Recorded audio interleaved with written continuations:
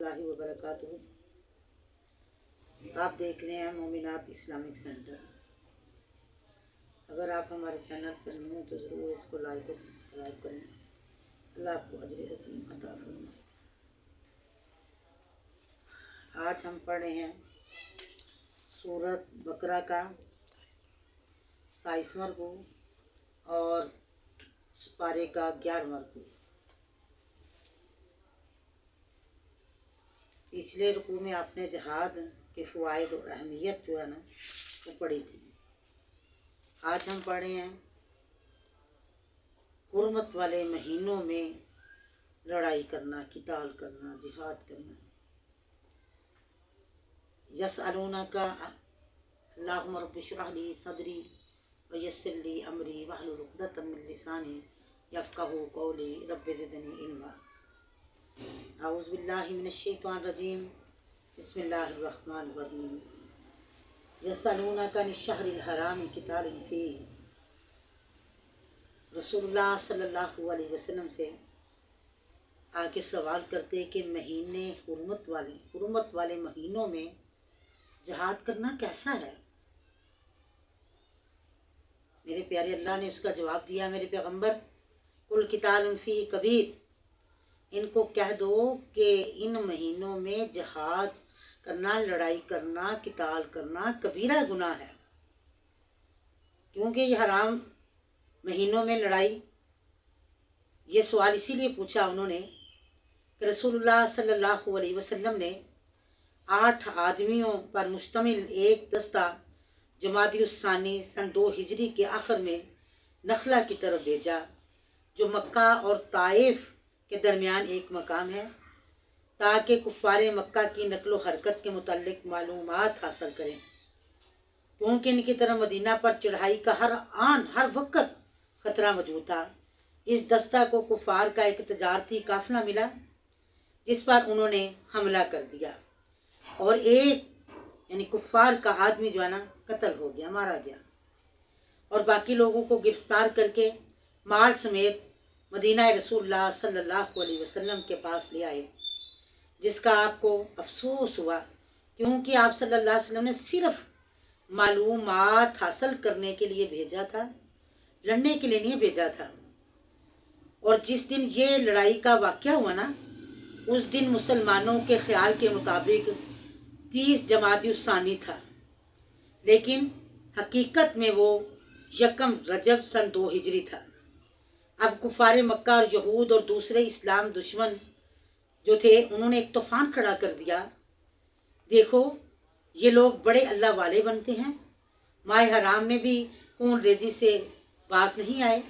اسی پروپیگنڈا کے جواب میں اللہ نے فرمایا، اے میرے پیغمبر ان کو کہو کہ ماہ حرام میں لڑائی کرنا بڑا گناہ ہے، مگر جو کام تم کرتے ہو،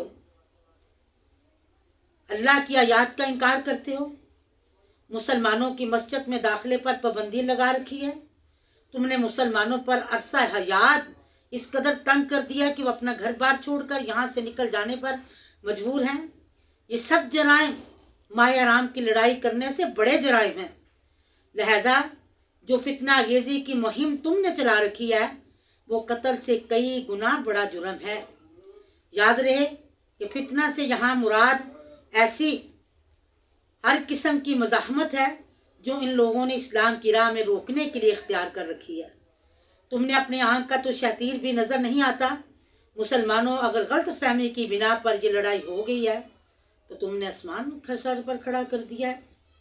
یسألونک عن الشہر الحرام، آپ سے پوچھتے ہیں کہ مہینے حرمت والے کے متعلق، فرمایا نبی ان کو جواب دو قتال فیہ کبیر، ان مہینوں میں لڑائی کرنا کبیرہ گناہ ہے، لیکن جو کام تم کرتے ہو وصد عن سبیل اللہ، اللہ کی راہ میں رکاوٹ ڈالتے ہو، وکفر بہ والمسجد الحرام، اور کفر کرتے ہو، مسجد حرام سے روکتے ہو، واخراج اہلہ منہ اکبر عند، اور مکے کے رہنے والوں کو تم نے مکہ چھوڑنے پر مجبور کر دیا ہے، والفتنۃ اکبر من القتل، اور جو فتنہ ہے یہ قتل سے بھی بڑا گناہ ہے، ولا یزالون، اور ہمیشہ رہو گے تم، یقاتلون، تم لڑتے تم سے، حتیٰ یردوکم عن دینکم، یہاں تک کہ وہ لٹا دے تم کو تمہارے دین سے.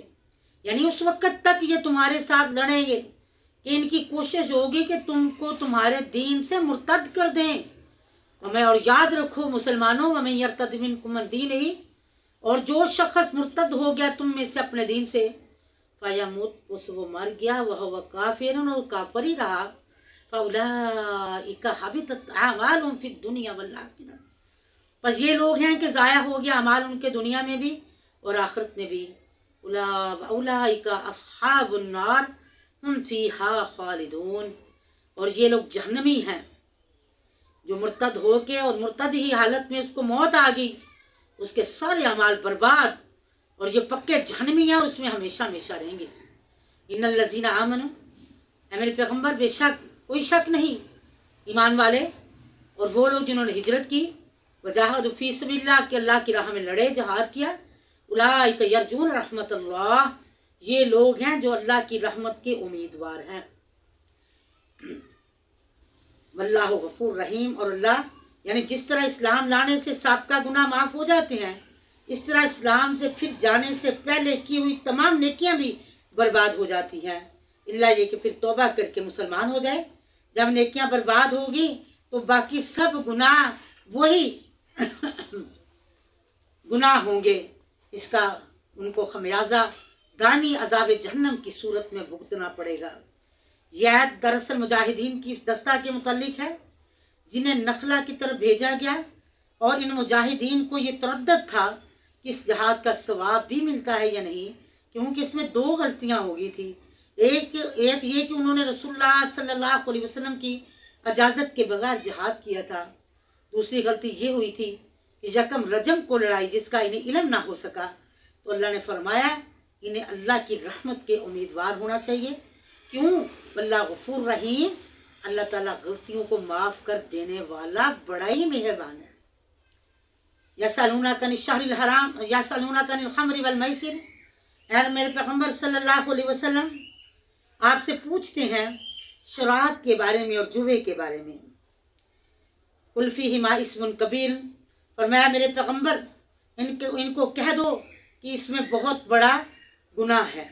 یعنی شراب کے متعلق داہی حکم ہے جس میں شراب سے نفرت دلانا مقصود ہے، جس کے بعد دوسرے حکم میں یہ بتایا کہ یہ نشہ کی حالت میں نماز ادا کرنا منع ہے، نشے کی حالت میں نماز کو ادا کرنا منع ہے. پھر تیسری بار آخری حکم جو ہے وہ جس میں شراب، جوا اور اس کے قبیل دوسری چیزوں کو قطعی طور پر حرام کیا گیا.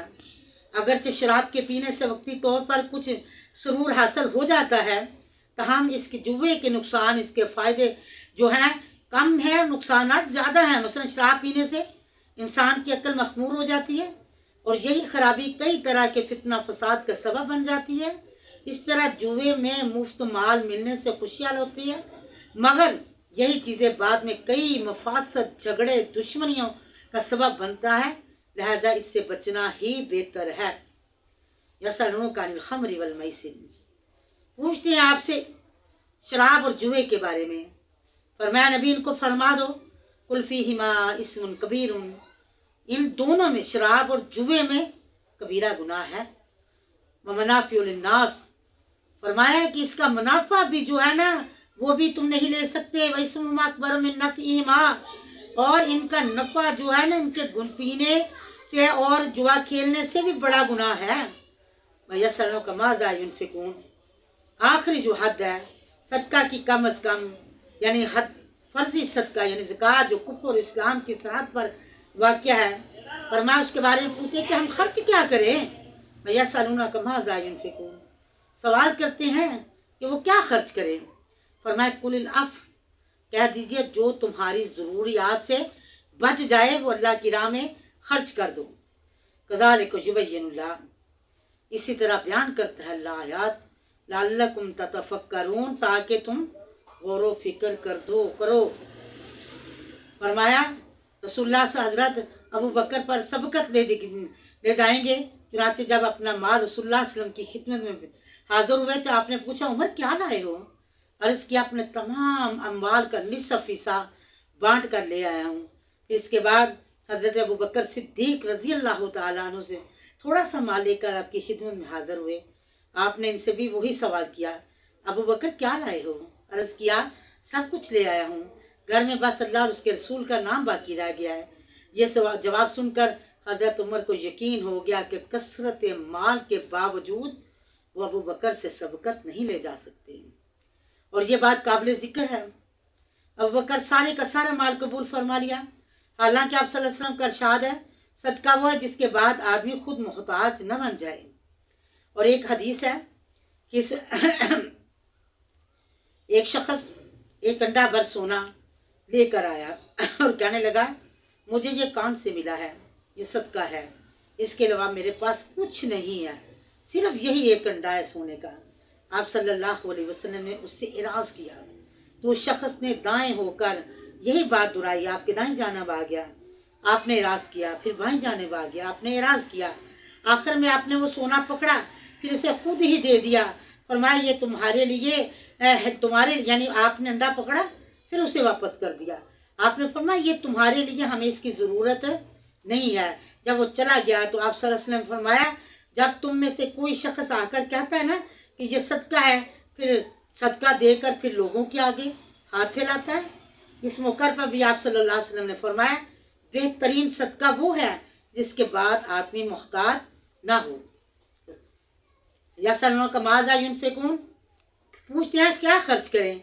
फरमाया जो तुम्हारी ज़रूरियात से बच जाए वो खर्च कर दो, लअल्लकुम ततफक्करून, ताकि तुम गौर व फिक्र करो, फिर दुनिया वल आखिरा, दुनिया में भी और आखिरत में भी। वयसअलूना कर सवाल करते हैं आपसे अनिल यतामा, यतीमों के बारे में, कुल इस्लाहुल लहुम खैर, ऐ मेरे पैगम्बर इनको कह दो उनकी इस्लाह करना तुम्हारे लिए बेहतर है, उनकी जितनी इस्लाह कर सकते हो यतीमों की इस्लाह करो। वहीं तो खालितुम, अगर तुम मिला लो उनको, फ़इख्वानुकुम फिद्दीन, बस वो भाई हैं तुम्हारे दीन में। वल्लाहु यालमुल मुफ़सिदा, और अल्लाह जानता है फसाद करने वाले को, मिनल मुस्लिह, इस्लाह करने वाले से। अल्लाह को जानता है कि तुम यतीमों के माल में को बिगाड़ते हो या उसमें इस्लाह करते हो। वलो शाअ अल्लाह, अगर चाहता अल्लाह ताला, लआनतकुम, अल्लाह तुम्हें ये भी कह सके यतीम के माल से भी कारोबार करो और अपने कारोबार भी करो। वलो शाअ अल्लाह, अगर चाहता अल्लाह ताला, लआनतकुम, अलबत्ता दुख में डाल देता तुमको, अल्लाह अगर चाहता तो तुम्हें सख्ती से उन यतीमों के काम कर, लेकिन वल्लाहु अज़ीज़ुन हकीम, अल्लाह ज़बरदस्त हिकमत का मालिक है। वला तनकिहुल मुशरिकात, ना निकाह करो मुशरक औरतों से, हत्ता यहाँ तक कि योमिन्ना, वो ईमान ले आए। मुशरक औरतों से निकाह करना मना है जब तक वो पक्की मोमिना न बन जाए। वलामतुम मोमिनतुन, और लौंडी ईमान वाली, खैरुन, बेहतर है, इससे तो बेहतर है कि किसी लौंडी से तुम निकाह कर लो, मुशरका से तो कम अज कम बच है, तो ईद वाली तो है। वलो आजबतकुम, अगर बहुत अच्छी लगती है तुमको। वला तुनकिहुल मुशरिकीन, और ना निकाह करो मुशरक मर्दों से। इसी तरह औरतों को भी हुक्म है कि तुमने भी मुशरक मर्दों से निकाह नहीं करना, हत्ता युमिनु, यहाँ तक कि वो ईमान ले आए। वला अब्दुम मोमिनुन, और याद रखो इससे तो गुलाम ईमान वाला, मुवाखत तौहीद वाला बेहतर है मुशरक मर्द से। वलो आजबकुम, अगर तुम्हें बहुत अच्छा भी लगता है, कितनी उसकी पर्सनालिटी है, कितना उसका कारोबार है, कितनी उसकी शक्ल सूरत बड़ी वजाहत वाली है, लेकिन अगर वो मुशरक है तुम उससे निकाह नहीं कर सकती।